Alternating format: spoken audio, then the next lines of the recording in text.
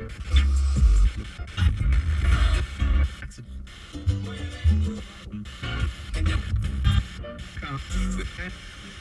you remember back in the day when you'd listen to the radio and you would be excited to hear something? A song would play, like, that was great.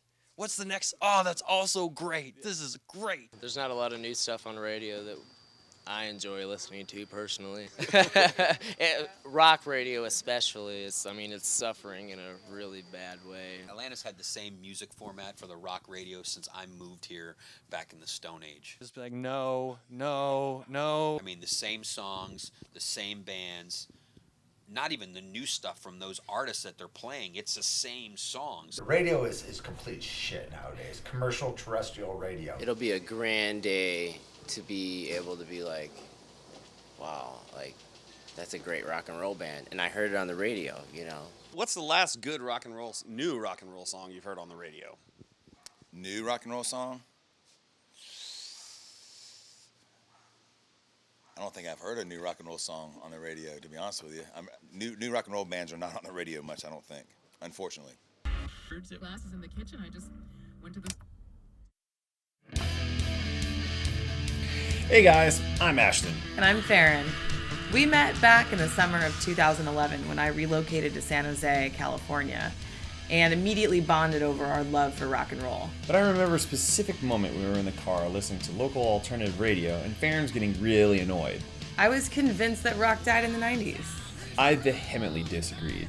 Having been in the local rock scene in San Jose for a bit, I knew there was tons of awesome stuff that you'd never hear, but you'd have to go out and find it. So Ashton went on to take me to all the local grimy dive bars and venues and check out anything coming through. Not to mention getting tickets to every awesome rock band that came through town. That's true. We traveled a lot, and we'd always make it a point to find out where the local music was. We literally went to hundreds of shows together. Rock and roll was our life. We even had a rock and roll wedding. So we had about 2 weeks of vacation and wanted to do a road trip to discover new rock and roll across America. So we planned a route that would cover about as much of the country as we could in that time. And then I decided, why not bring my camera equipment and document it all? Maybe we can make a movie. So we loaded up the old orange limo and set out to find the local unsigned rock bands across the country, because the best way to discover new rock and roll is to see it live.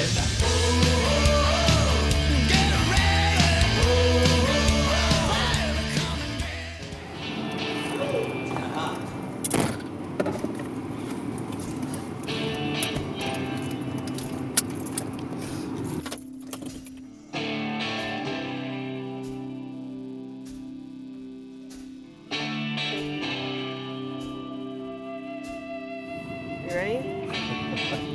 Now or never. Here we go.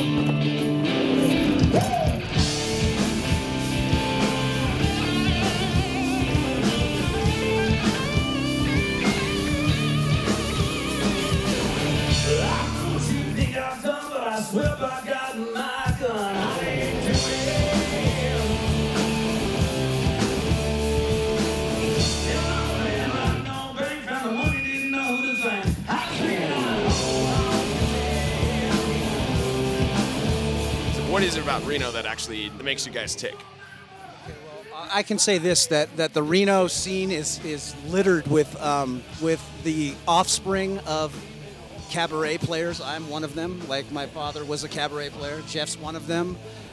So you got a bunch of virtuosos, a bunch of kids that grew up, watching their dads play music, and they did the cabaret scene here in Reno and Vegas, Tahoe. We've gotten to the point where we don't really play Reno.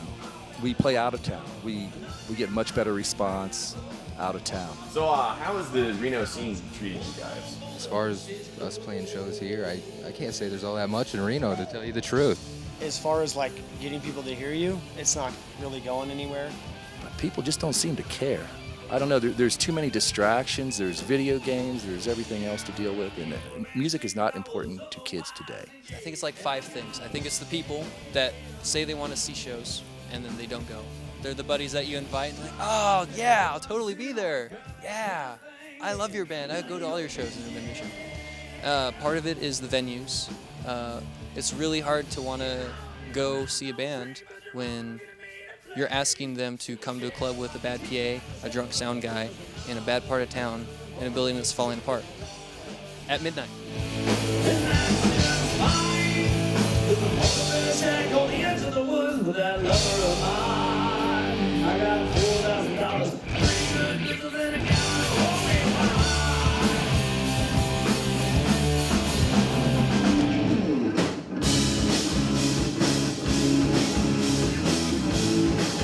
Welcome to Salt Lake City. Well, technically, I believe this is Murray, just a little suburb south of Salt Lake. We're at the Five Monkeys Bar. Guys, checked it out. It's pretty freaking awesome. Looking forward to a good show.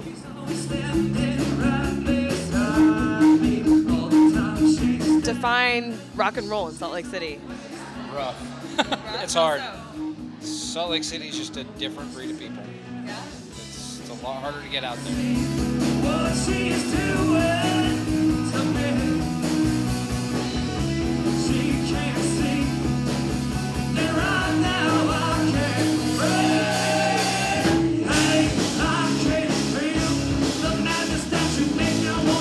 The music scene of Salt Lake, they treat us like the redheaded stepchild, and we can't get press, we can't get publicity. I mean, I know for me as a drummer, I've done a lot of shows with other bands as backup and things like that.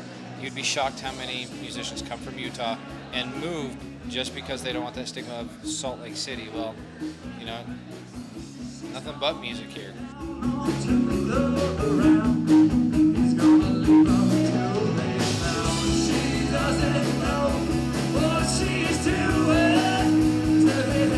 There is so much good music out there. You saw it tonight, you know, and we're the same way. When we go out, whenever we play with bands we haven't played before, we're introduced to something new. It's like every time someone surprises us. You know, there are so many good bands out there.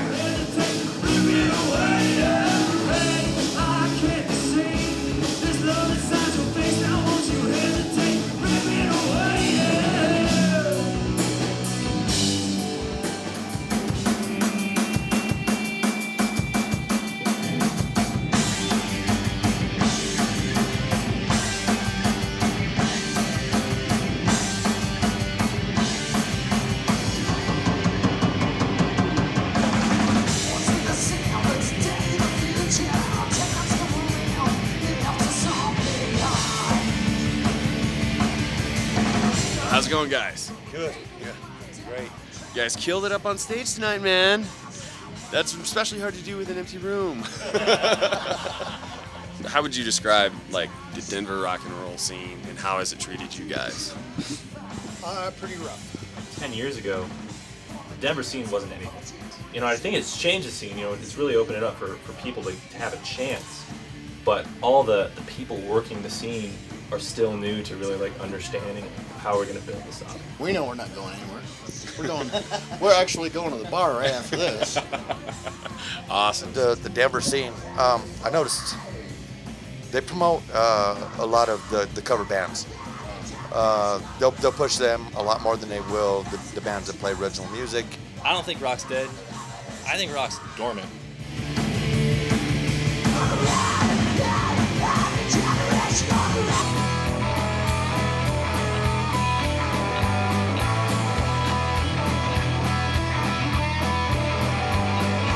This is something that blows my mind. We'll play with a band, you know, we'll play with, let's say, 2 or 3 bands a night. And an opening band will, they'll play, and like one guy's girlfriend showed up. And I have to wonder, it's like, well, don't these people have friends? It's like, where? Wait, I've got a hint. I got a little. If you want people to like your band, pull your head out of your ass and talk to people. Be nice. Go out and meet some people. And go support other bands. Yes. So that makes me think, those guys in that band, they don't go out, they don't watch other bands. They don't watch other people. They don't go support, make friends. Those are the bands that like come and play and then pack their shit up and go.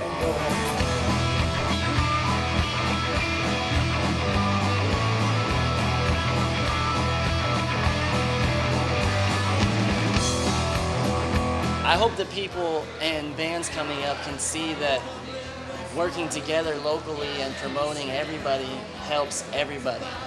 And that's something that people need to start doing, I think, more.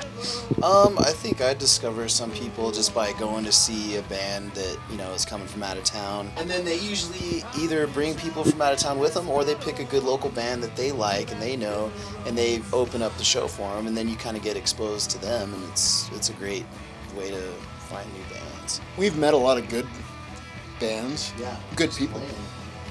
And so we'll go to their bands. When they play with us, we'll go see their shows. Yep. They come see our shows. You know, just support. When these touring bands come into town, it's good for you as a band to get on the same bill as them. You make that connection, because you like if you know if you can make that connection and they like you, they're gonna say, dude, come out to come out to where we live and we'll do some tours, we'll do some shows.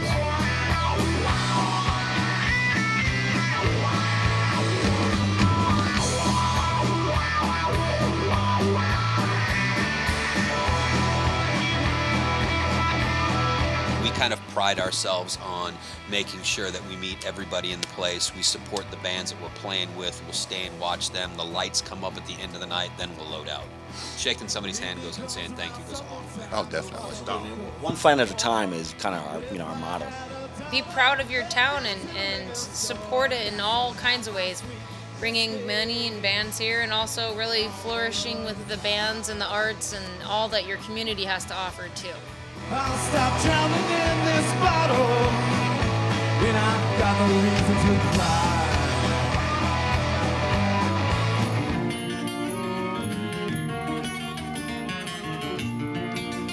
Yeah, there is a family aspect to bands. We notice that on the road, and we notice that, you know, I mean, throughout.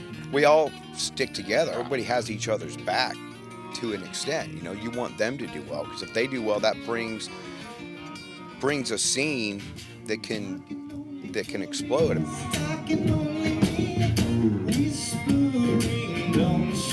I think people rely on the computer and Facebook and all that stuff too much, thinking that, you know, that's going to be the way to have people come see you.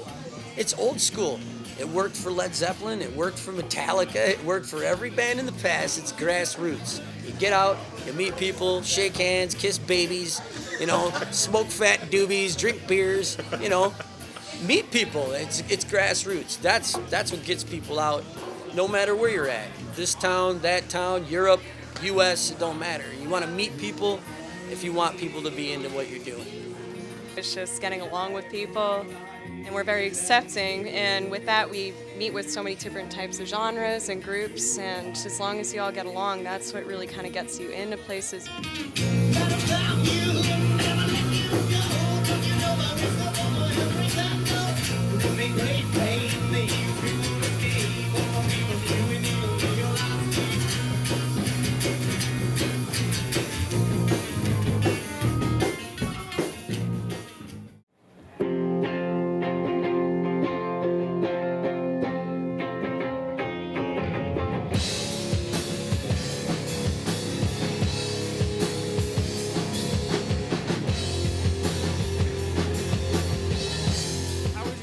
Describe the Kansas City scene, and how has it treated you guys? We haven't got beat up.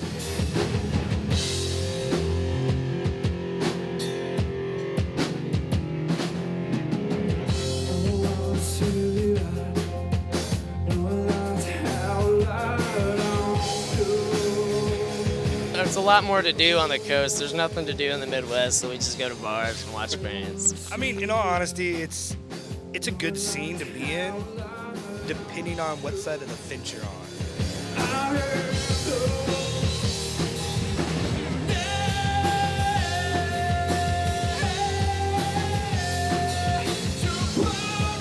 Generally, everybody's really cool. Everybody's really talented. It's been treating us really well. At least in Kansas City, you run across some people that really care, and a Friday or Saturday night, you'll be playing to a couple hundred people. And as a local, regional level band, that's why you do it. You offer a regional band a big check versus playing a big show in front of a crowd of people that appreciate music. They'll take the people every single night of the week. It's a rare thing, and thank God we get it in Kansas City.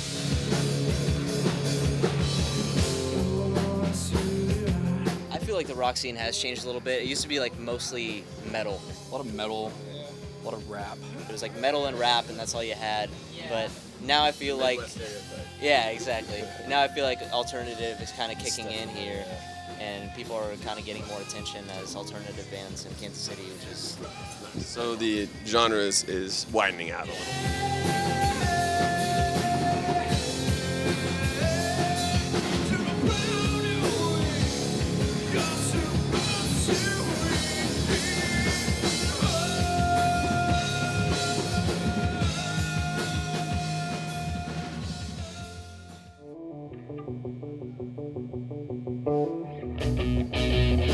The music scene, I think, was subgenre to death. You know, and when that happened, people focused on one very small genre of music and then didn't go out and, you know, like look for other kinds of bands. You know, Back in the 70s, all there was just rock. And everybody kind of rolled up under rock, no matter like who you were. Well, when people ask us like what we are, you know, it's difficult, but I really just want to say rock. That's really, you know, really where I want to be. Everybody wants to put a label on things.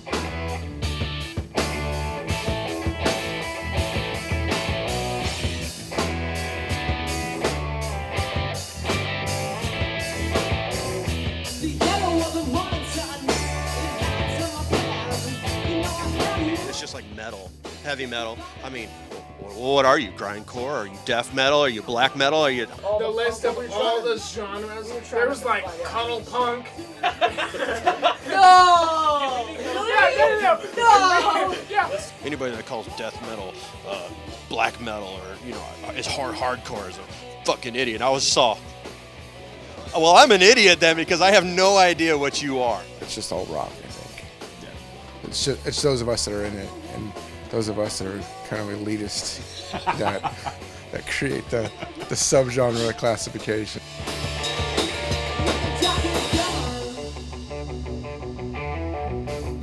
Let everyone else figure it out. Cuddle punk. So what are your thoughts on Kansas City? We had more of the I feel like last night was more getting into that indie rock stuff. A little bit. I thought that the Grand Villanova had an indie sound to it. I mean, they're indie in the same way John Mayer sounds indie, maybe. My body is a wonderland. That's not a very good song. Yeah, but John Mayer's a killer blues guitarist, so. Right, but Not you a- don't hear not that a- in those songs. Well, that's because you haven't seen him live.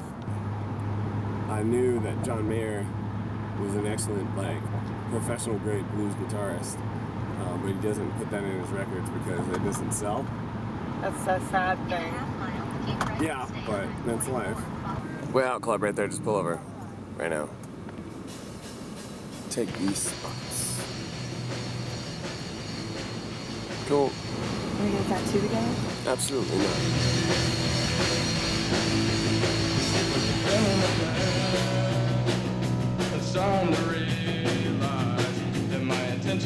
How would you describe the St. Louis rock and roll scene?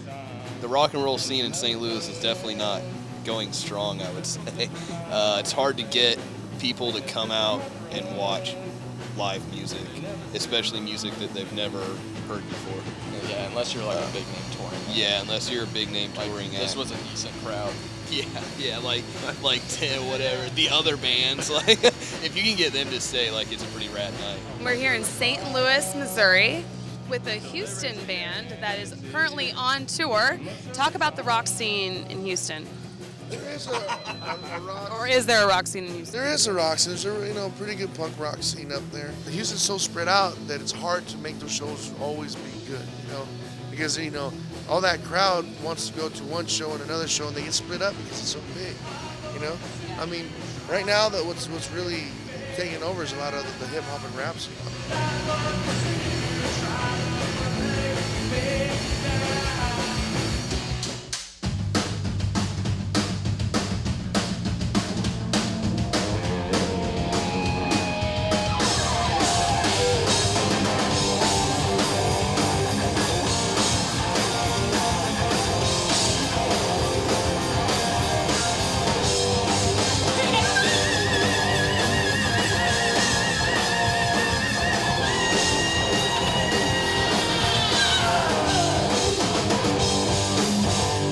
is Ashton with Music Driven with Chicago's finest heavy metal band, Hessler. So yeah, what are your thoughts on like the rock and roll scene in general? Like rock music, a lot of people say it's dead, but They've been saying it's dead since before the Beatles.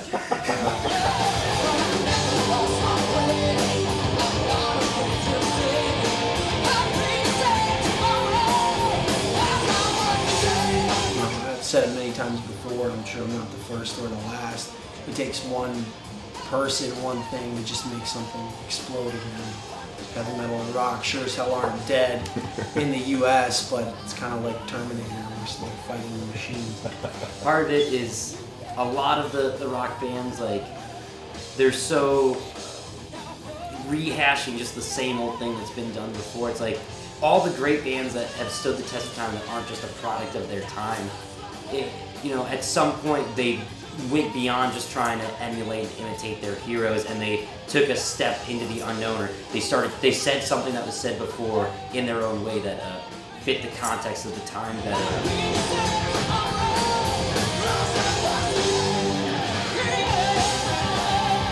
So until more bands are willing to take risks and not just play it safe, I don't see how they're gonna push the envelope. Push the envelope, exactly.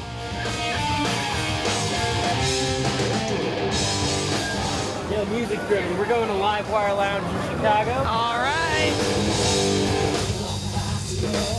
If you could change one thing about the rock and roll scene today, what would it be? I think it would just be people, trying to convince people to have a little bit more of an open mind as far as going out and actually checking something out just on a whim, because like now with social media, I mean, like we were talking before, there used to be all those clubs here that people just go to no matter who was playing. Like nowadays, I think social media, it's helped a lot of bands, but in the same way, it's hurt the scene because it's, with everybody's got a cell phone now, they're always looking for something better to do than what they're already doing. Where before it was like you made plans for your Friday and Saturday night, and that's where you were going.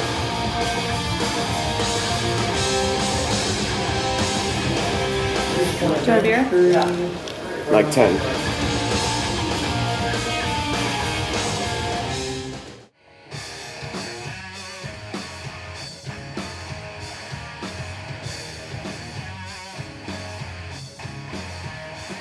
So how long have you had the record store out here? I've been in business for 35 years. I started about 3 blocks away in a small shop, and my rent was $60 a month when I first started. When I first started, it was vinyl, 8-tracks, cassettes weren't even out yet.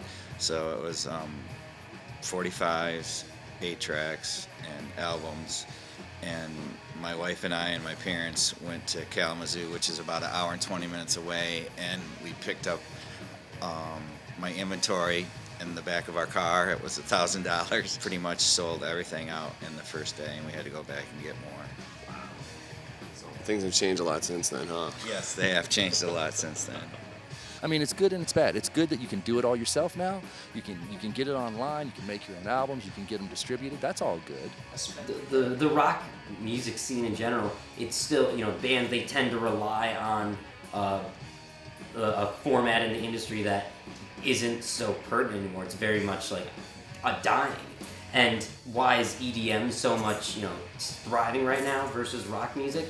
Because it doesn't rely on this relatively outdated format. How do you think you've been able to stay competitive, or at least functional in the face of the internet, where you can get anything you want?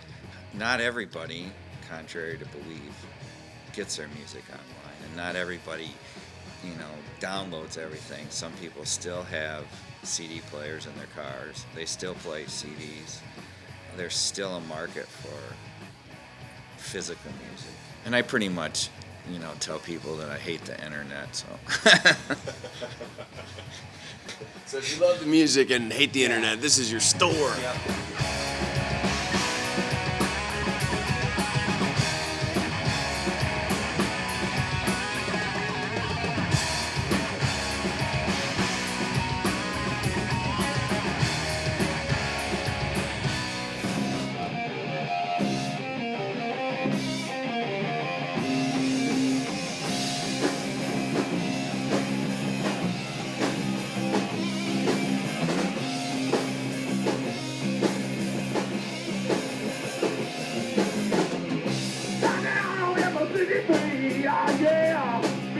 So how would you describe the Detroit sound these days?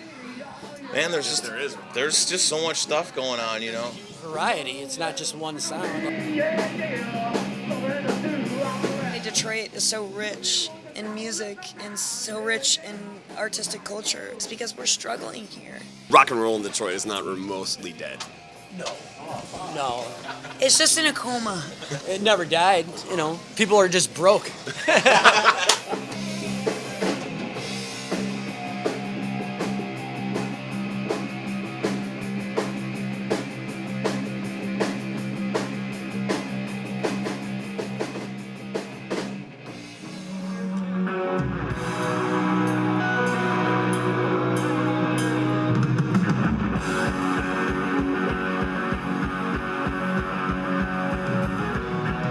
Where are we? We're in downtown Cleveland, outside the Rock and Roll Hall of Fame.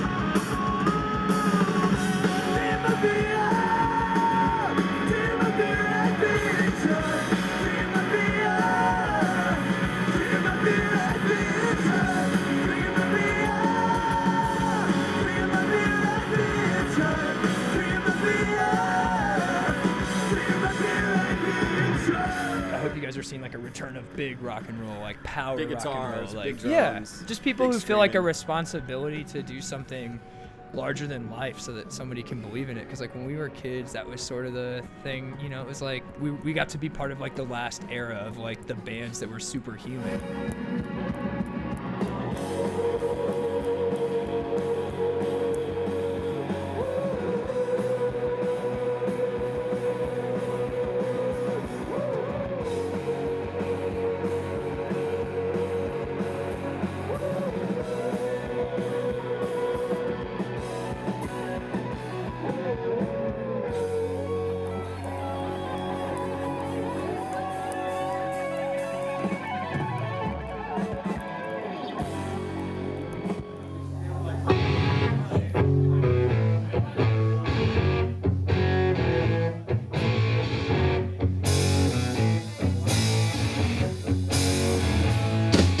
All these bands from the 70s, you know, whether you're a Judas Priest or Scorpions or AC/DC, I mean, these bands, their first 4 or 5 albums didn't sell in the States. These days, you would have been dropped by the first album, first or second album, and it's a shame. So there's really no longevity anymore, and hopefully more bands will look at the independent route.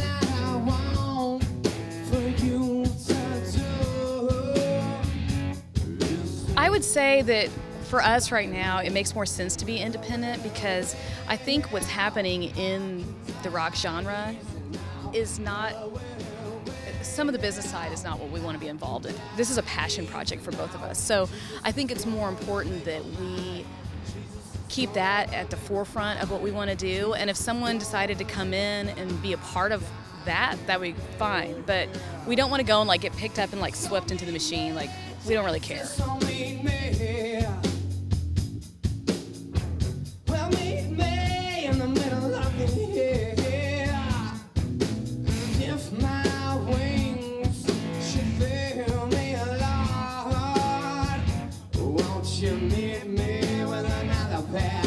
When independent labels started evolving, like Roadrunner Records, for example, and Metal Edge, and you know, all these independent labels started coming out, it really put the hammer down on Sony and stuff like that, to where now bands have more opportunity with the independent labels. And to be honest with you, a good friend of mine, Chris Brown, the singer from Trapped, he does everything himself. And he's not, I mean, he runs everything. He survives on tour by CD sales and merch sales.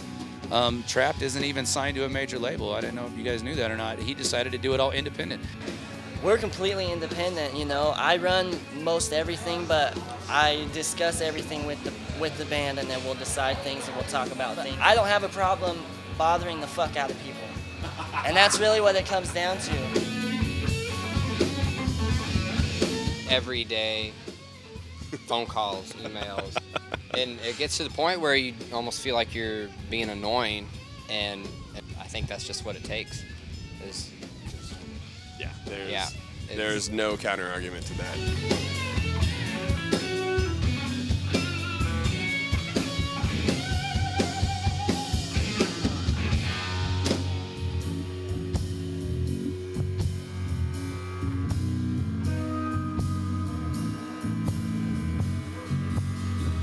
We used to have to ask like people all the time, can we do a show at your venue? Can we do a show with you or whatever? And now we're actually getting people offering us gigs, and that's really... That's nice. Basically, you got to go out and hustle. I mean, what we did with the Lost Band is, your own merchandise, stickers, you giving shit out for free, fucking passing them out, making people put them. We even went and put our stickers on people's cars, you know. So, no, seriously though, that's the only way you're gonna get heard is you got to push it hard. You got to be serious, make people want to hear you. You know, I always do tell artists, though, you have to find that one song. Every artist that have had success, you can always go back to them and say, what was the one song that launched it? Did you get one of our CDs? Yes, I did. Kevin burned those on his computer. I burned those about 6 hours ago. I made the covers in my garage. I spray painted them. Graduated to 2 colors. They used to just be black. Well, it's a nice touch. And so, yeah, we've just decided we're tired of trying to send stuff to a record label or whatever. We might send stuff to radio stations. If it gets played, it gets played. If not, I think the bulk of our fans we're going to get is through touring or YouTube or whatever, you know? Yeah.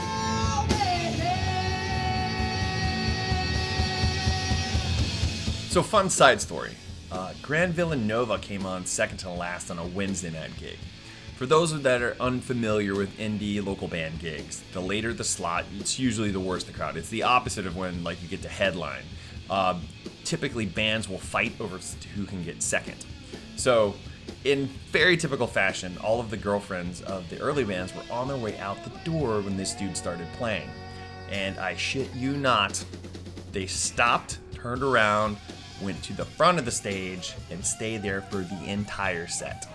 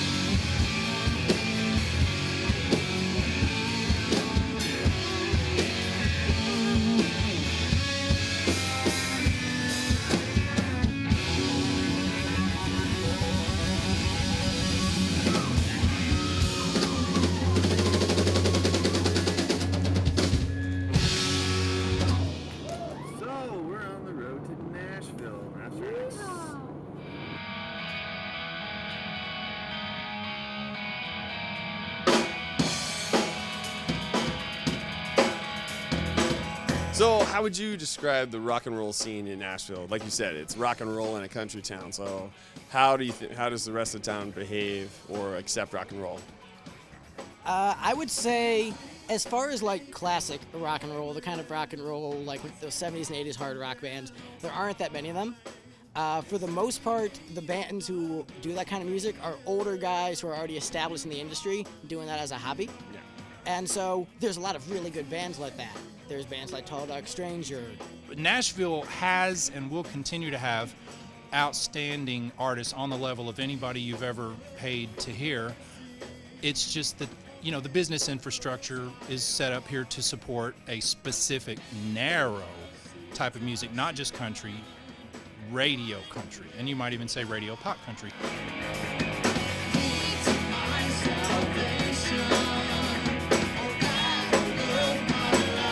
How does you feel the music scene treats like non-traditional acts and rock and roll and that kind of thing? Because it's a country town, but it's not that country.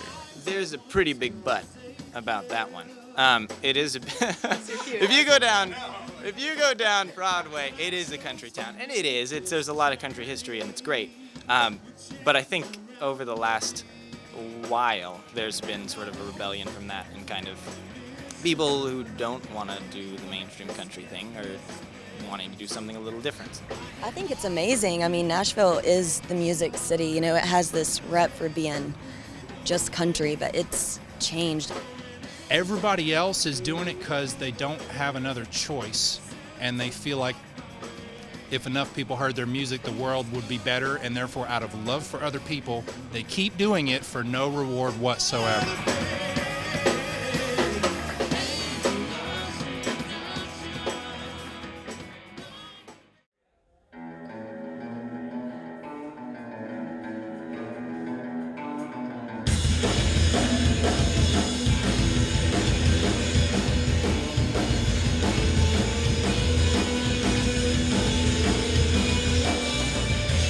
What is your guys' general opinion on the state of rock and roll? Like, I feel like if you dive into the world of, you know, rock and roll or music, I guess, or whatever, there's so many rad-ass artists. I mean, there's a shit ton of awesome artists. Like, a lot of our main influences are, you know, artists from today, like the Black Angels and Ty Segall and stuff like that. I mean, it's a whole nother world of awesome music. And I feel like when people say rock and roll is dead, it's not, I don't know, I don't think it's necessarily true.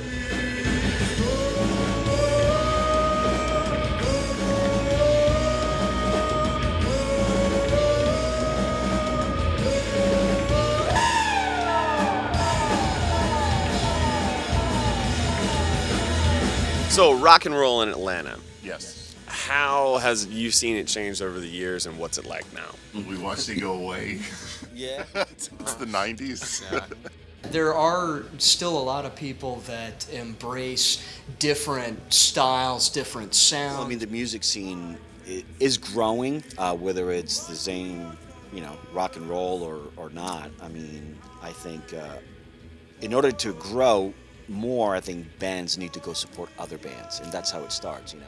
Bands who make it or don't make it are meant to make it no matter what, you know. There's not really a big, like, competition in the first place, at least not in my eyes. Yeah, if they come into this business to get rich and be famous, they're doing it for all the wrong fucking reasons, because you probably won't, you know.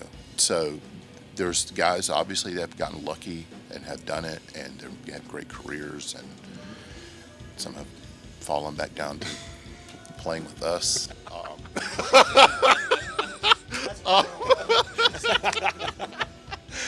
Not so high and mighty now, yeah, motherfucker. But no, man, it's just, you know, you just got to do this for the right reasons.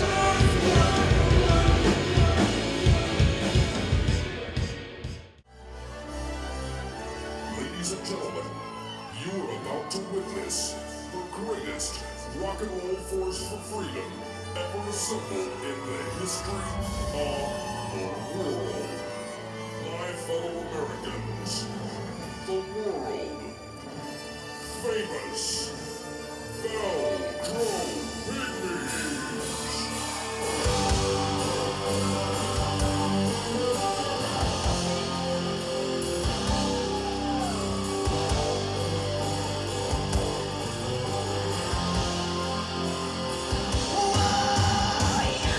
Y'all are from Atlanta, right? Originally from Louisville. I live outside of Atlanta now, so we're actually spread out everywhere. We've got Atlanta represented, we've got Birmingham represented, we've got Muscle Shoals represented, we've got Chattanooga represented, and we have Hattiesburg, Mississippi represented. So y'all are literally a combination of all the best parts of the South. Right. That's what we are. Yes, we're a Southern buffet.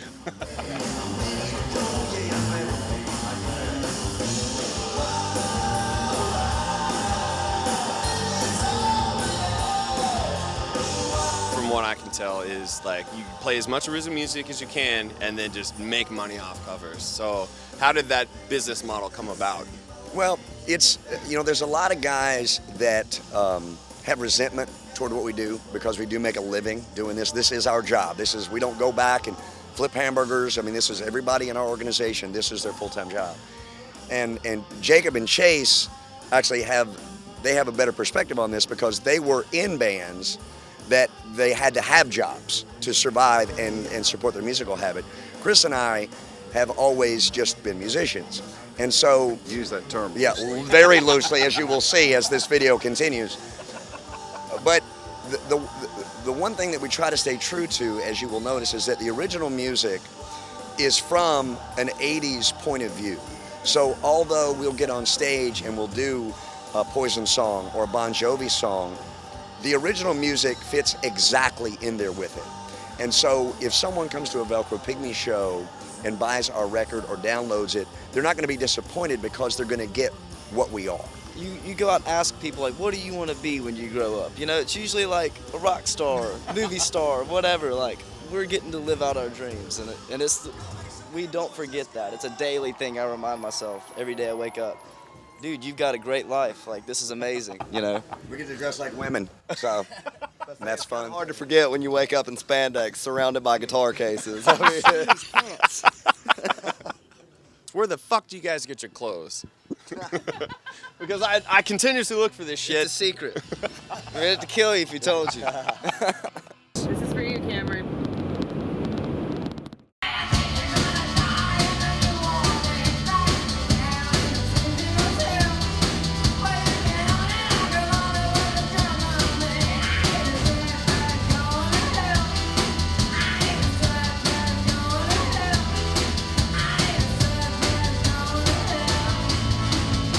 Band looking to tour, you got to just get out there and do it. You know, you got to figure out your finances. If you have kids, you have mortgages, if you have car payments, I mean, everybody has these things. Yeah. You just got to figure out how to get your shit together and fucking do it. The new bands that make it, they all have the same story, man. They've toured around the country. They sleep in their van. They make no money. They eat Taco Bell every day. Their highlight of the day is if they get a free fifth of Jack Daniels before their concert from the club. From being coast to coast, what do you guys do to promote on the West Coast? Do you have a following out there already, or are you totally working from scratch? No, there's people that have seen me play in the past, and they come back, and that's really cool. And yeah, I've done cross country. This would be my 4th time.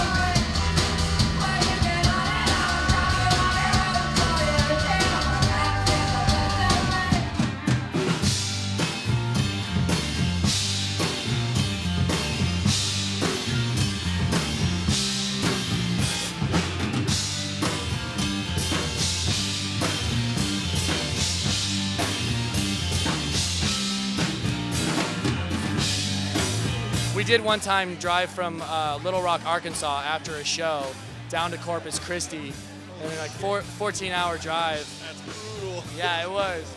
Was it worth it? Corpus Christi was the best show we've ever played as a band together. Period. It was an unforgettable show. Was there like a built-in crowd, or people know you were coming and were jacked up? It's just there's a community there, like a place where the kids can go to hear the music. All ages? All ages. And they stayed till 3 a.m. and listened to every single band and like bought merchandise, and just were generally nice. We loved it. We still tour fairly regularly, and we were just calling this guy. We played a couple of years ago. We did a house party. It was like there was 3 bands on tour. They fucked up the club had fucked up and double booked the night. We get there. Oh man. So Jamie's like, anybody got a house? The kid's like, yeah, I fucking got a spot down the street. So we just fucking loaded up, rolled down the street, and fucking played. And there was a kid I saw This was in Columbus, Ohio. But last night in Madison. There was a kid that was at that show. He's like, dude, I saw you guys in Columbus at this fucking. The whole floor was bowling in. We thought the whole house was gonna collapse. It was insane. It was us, verbal abuse and capital casualties, and we just showed up at somebody's house, okay, we're doing, and played. It was probably the best show in the whole tour. Right. It was probably the funnest show, and that's why I still do this shit.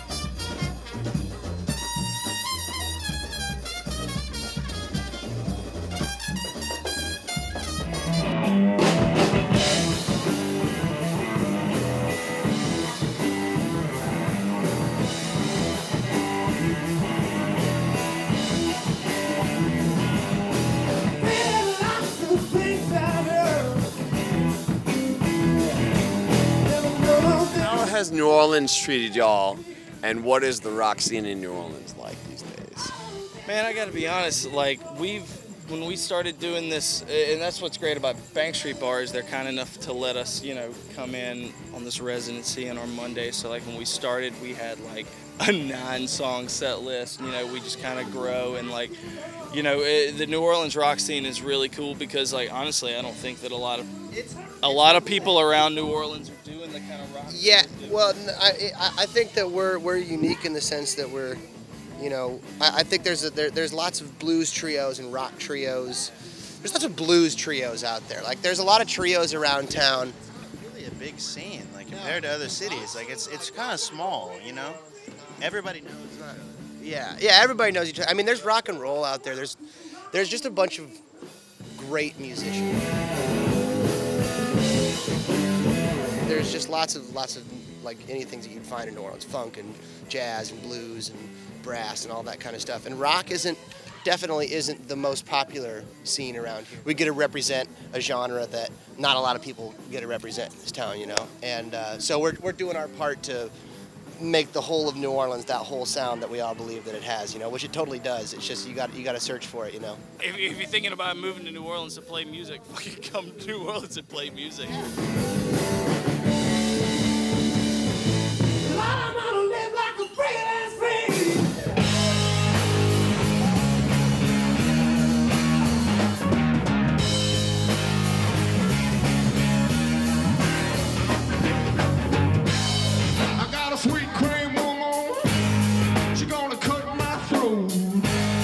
Why Austin? They say it's the live music capital of the world. I would say it's the free music capital of the world. Just bands of every stripe around here. It's very easy to find musicians and start a project. So how's the rock and roll scene in Dallas per se? There's a lot of people who go out to see music. It's so far and there's so many choices that it's not the same as a larger city where there's just people everywhere. You really have to travel in Dallas to get to shows. And that's why I think like the fans there are a little more diehard because they really got to travel. They don't have to just like step down and maybe walk down the street to see a show. We played a show in Austin like 3 or 4 years ago on a Wednesday night, and there was 300 people at the show. It was insane. Austin's crazy like that. That's what I love about it. She gonna watch you bleed, 'cause it's what she needs, that ice cream samurai.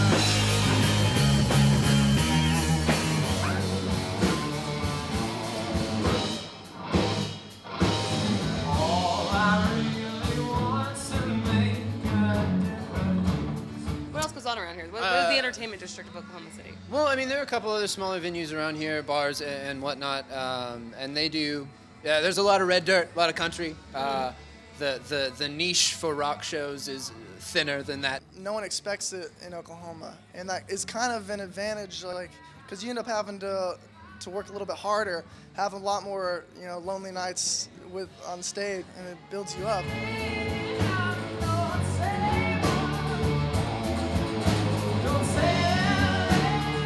Wouldn't think about the rock side of the Oklahoma music scene's really picking up. There's a lot going for the music scene here, and it's just you gotta like anything, you gotta put yourself out there.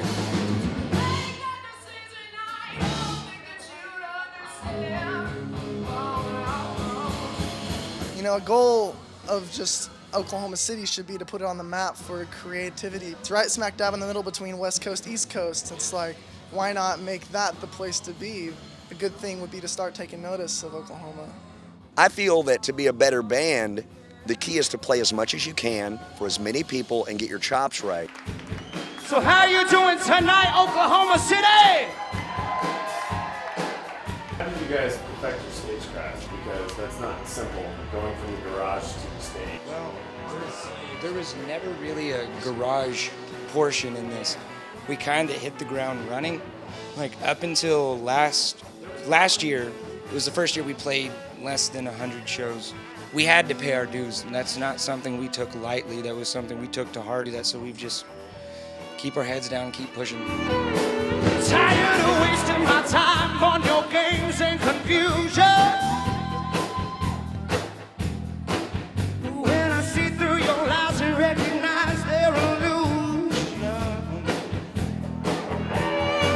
You see, you're taken from me, and now I make you believe that I'll do better on my own than you ever could do for me. I'm yelling, can you hear me now?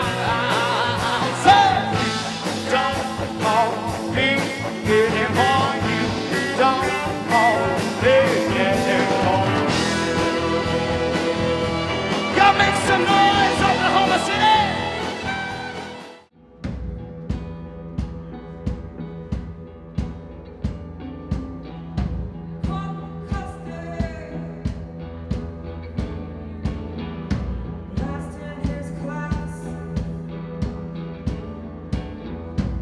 This is Farron with Music Driven here with Shilpa Ray out in Phoenix, Arizona at the Rhythm Room. But this is actually a Brooklyn band. What is the Brooklyn rock scene like? It's actually it's big and it's scattered, but I guess if you're a musician, everyone kind of knows each other because you use the same practice spaces, you hang out at the same spots, you go to the same shows. It's funny because as we've been there longer than a lot of these other bands, like, you know, it's kind of wild to see these new, like, kind of crops of bands that come up. There's been bands that come up and I was like, I didn't even know this existed.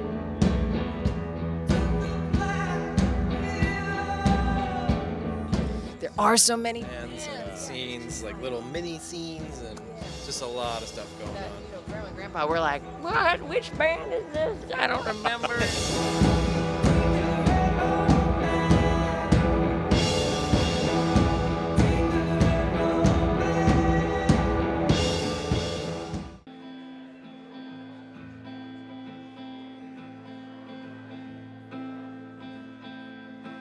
Pretending you don't know what the end of a short stick looks like, 'cause you've been handing them off to me.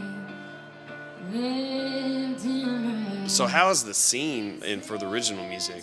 I think the scene right now is really thriving. A lot of new venues that have opened up within the past year, and more to come soon, and there's no shortage of bands to play them. When we first started, we'd play little strip mall bars, and now we're playing actual venues, so that's definitely a plus. There's a lot more popping up in Vegas nowadays, for sure.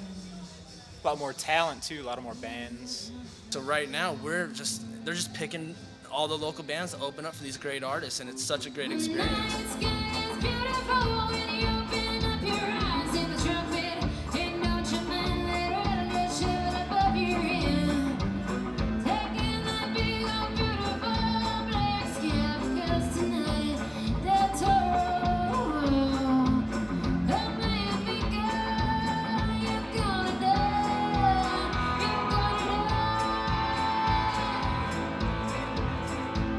Now with all the venues that are going on and like Brooklyn Bowl doing this and letting people play here, it's awesome. I mean, and so I think that's also inspiring the next generation to, when they can come out and see local bands and see them at these really cool venues, they're like, hey, that's what I want to do. And so it's the beginning, I think, of a cycle for what could be a really, really good scene. It's the renaissance of Las Vegas, you know?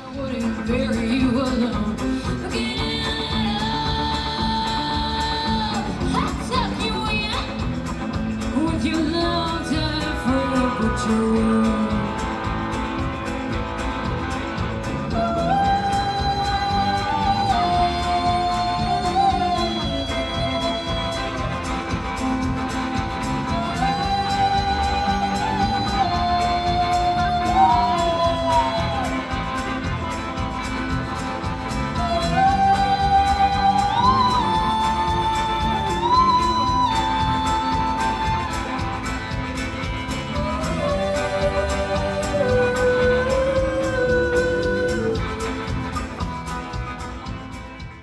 It's almost like an owner comes in and has this grandiose idea of starting something that, you know, they want to bring back something, or they want to start something new, and so they bring in all these great bands and everything, and then it just gets really hopping, and a couple bands pop up here and there, and people really go flock to shows, but then like the place just shuts down.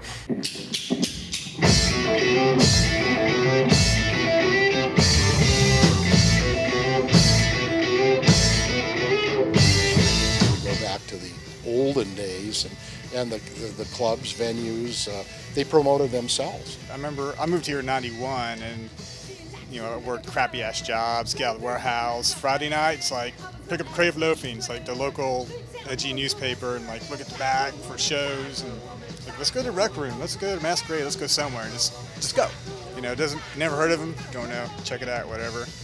They created their own draw, regardless of who was going to be there. In Utah, it's always been a fight between the club and the bands about who's supposed to bring the people. And, the people who pull get the shows, the people who don't maybe open or don't play. So there's amazingly talented bands that don't play because they don't have any friends, because they're honest musicians busting their ass. A lot of club owners, they don't build a scene. They're more like, oh, let's get the money for the night. So they'll book a band and they'll bring their friends, and they're there the night. The next night there'll be, there's no fan base at the club to watch people. And there's a lot of Reno bands that actually there's cliques. There's a bunch of bands, but they're like a clique amongst themselves. There's like 4 or 5 of them. Right, we're not any of them.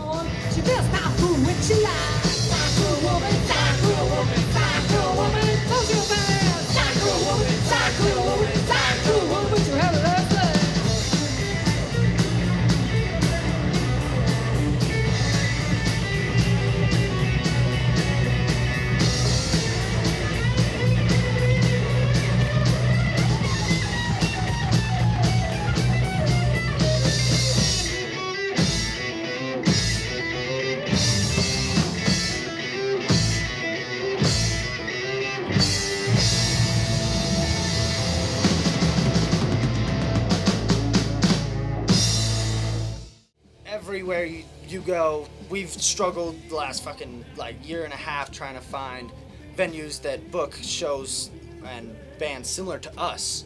Yeah. But usually they'll throw a DJ and metal band, and that's really the two that are popular right now. So when have you seen a DJ and a metal band booked on the same night before? Yes. We have definitely. Shit. Well, who put together this bill? This just doesn't make any sense.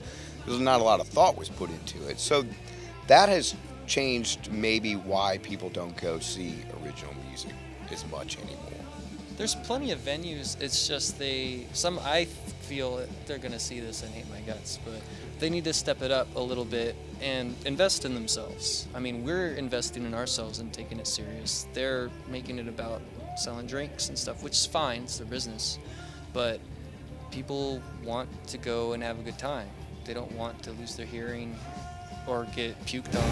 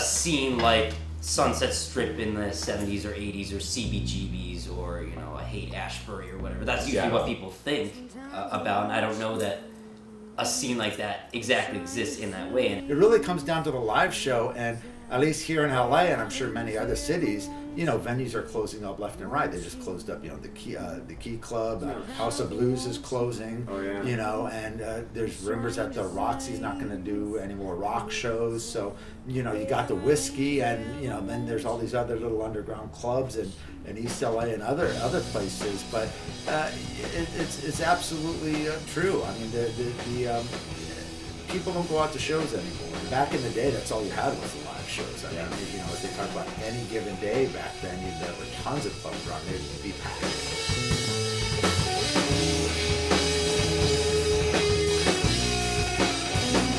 Bars, the venues, clubs, they had their own draw. Yeah. People came to it because it was a happening place. They may not even know what bands are playing, but they knew good bands were playing. The clubs and venues, they don't have that anymore. And that's why the bands end up having to sell tickets in order to be able to pay to play. Sebastian, what's pay to play? So say your band wants to play the hot venue in town. You'll go there and talk to the promoter, and normally you'll get a line like this. Sure you can play if you can sell 200 tickets in advance. That sucks.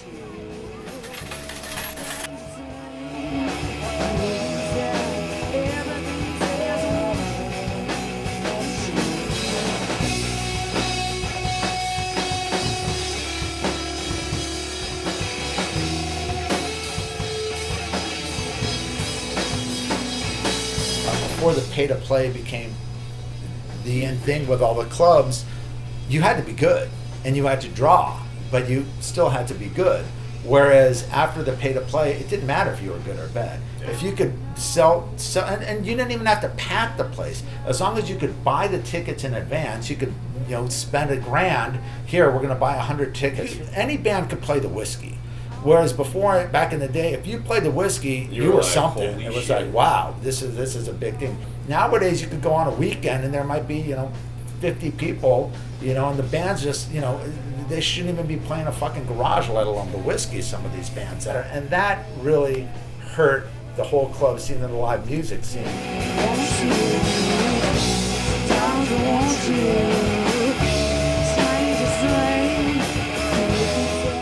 We're not going to pay to play.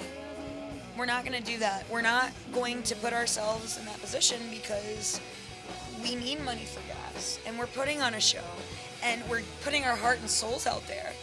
It's not just like we're just coming and, playing. No, we're putting our heart and souls out on stage for whoever's watching us. And if you're incapable of bringing in an audience, you have a business. Maybe you're not that great of a promoter. Maybe you're not that good of a businessman, and maybe you shouldn't own a business, right?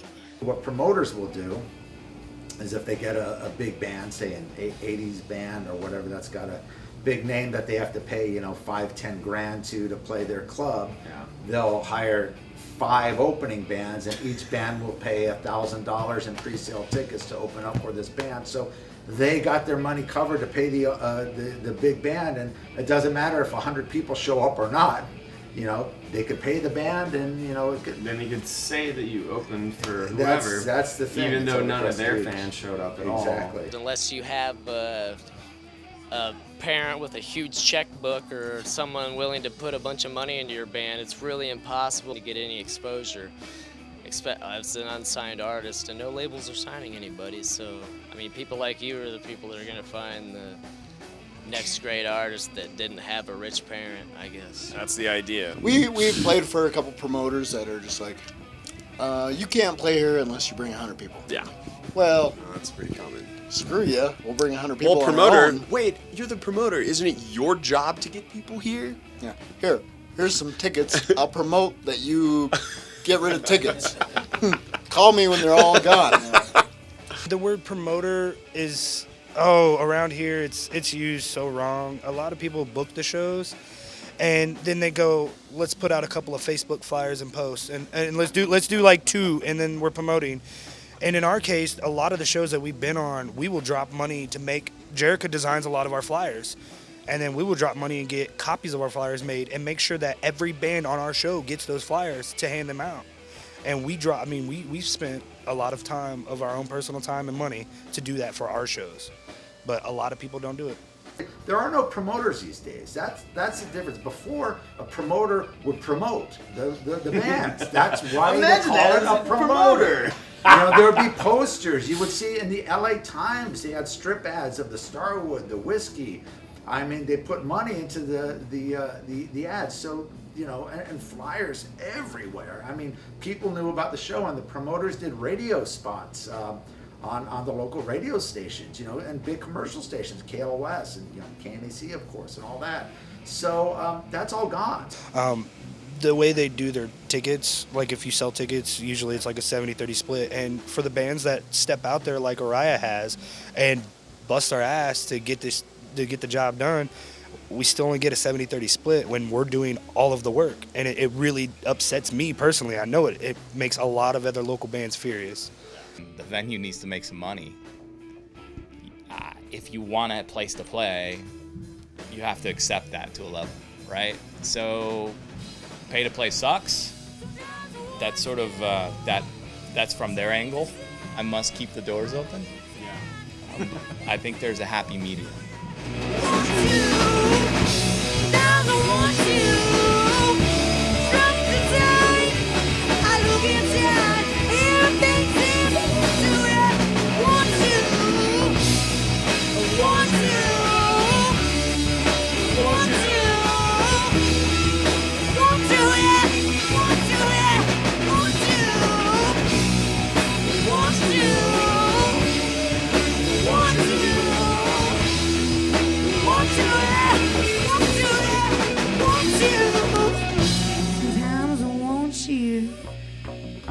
Strange things, look inside, everything says I want you, yeah, want you.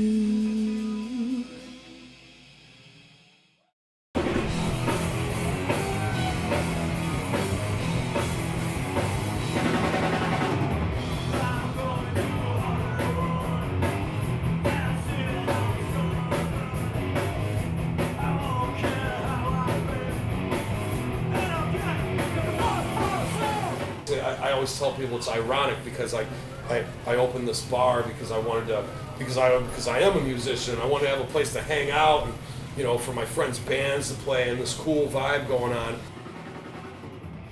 And all the bands that play here are my brothers, you know, and we try and treat it like that. It's more of a personal approach to it rather than just a business, you know, oh, well, you know, you only brought in 12 people tonight and we only brought in this much money at the door, so you owe us money now. We don't do that, you know. If it's a slow night, you know, and I think that comes from me being a musician and being on the other side of it. And it's like, you know, we always, even if it's a shit night, we always try and throw the bands a little something for coming out and playing. And you know, I think, you know, in the short term, maybe you don't make as much money that way, but probably in the long term, it's you know, so you reap what you sow, you know, I guess is the best way to put it.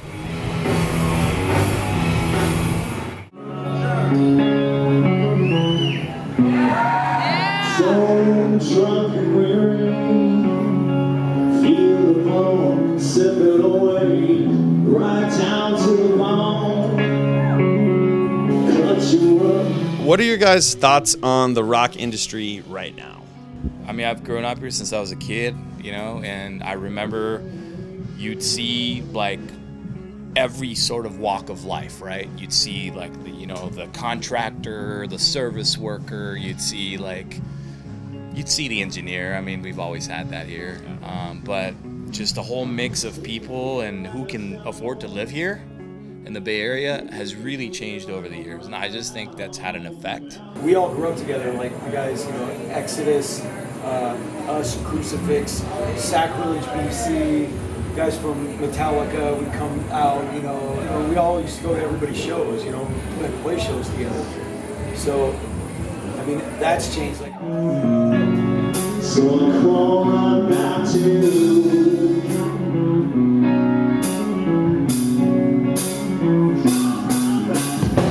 the way I feel about the rock scene right now, like there's a lot of fucking great bands out there. There's a lot of younger people getting into it. I feel like the same way about the current rock scene, the underground rock scene, and there's a lot of parallels between that and like the punk scene from the early 90s, right before it blew up.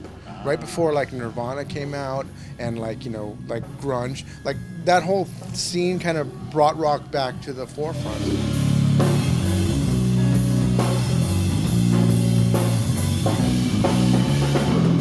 I would love it if there was a resurgence in fucking live music. People out there, going out having fun, supporting. I'll be 50 here in a few months. I go see shows all the time. So run down to the store club, see the house fucking making noise. Go to Eli's, go to the Metro, go to Gilman, go to San Francisco. Go to San Jose. Go to San Jose. Yeah.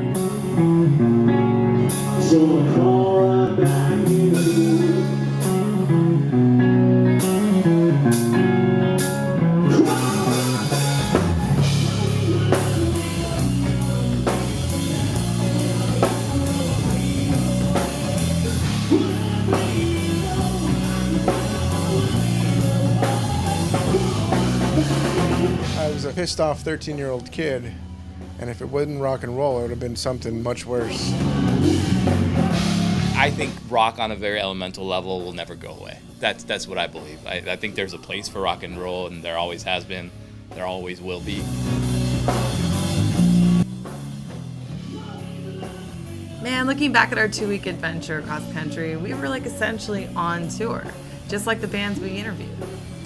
Think about it. Brutal driving schedule, crashing with friends, late nights, early mornings, ringing ears, super tight budget, and the burning desire to rock out every day. This was only our first project, but we salute all of you out there rocking from coast to coast, day in and day out, keeping the flames of rock and roll burning strong. Sometimes that might just feel like embers, but after this journey, we know they'll be burning for a very long time.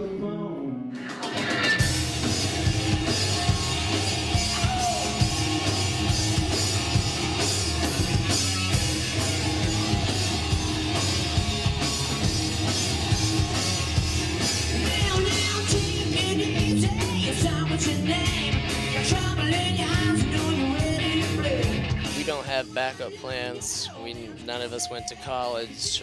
Not making any money still 3 years later, but we still have belief in our music, and it's what we like to do.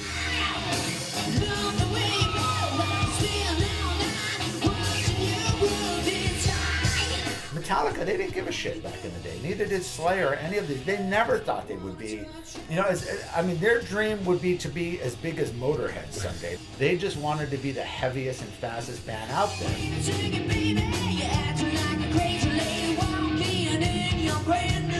Every day of their life are putting their blood, sweat, and tears to get on stage and make it, and then at nighttime, they get to enter this world of being a rock star, and whether there's 50 people out there, 20 people out there, or eventually 10,000 people out there, to them, when they hit that stage, man, they're a rock star.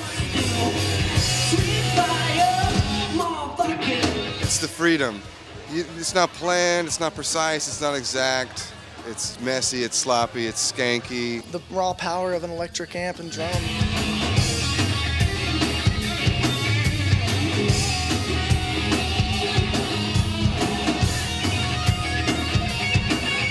When I can hear them sing louder than him, that's like the coolest thing in the entire world. We like to feel energy of a crowd. I mean, that's our biggest, I'd say even more so because we're obviously not in for the money. None of it's based around pretension. It's all, it's all pure expression, pure honesty.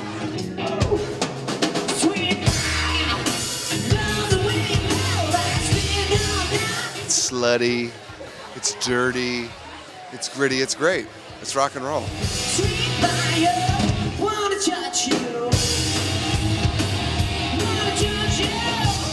You can't choose who your parents are, where you're fucking born, and you can't choose what runs through your blood. Rock and roll runs through your blood. As long as there's kids that are pissed off at their parents or pissed off at the system, there's gonna be rock. Thank you guys, good night.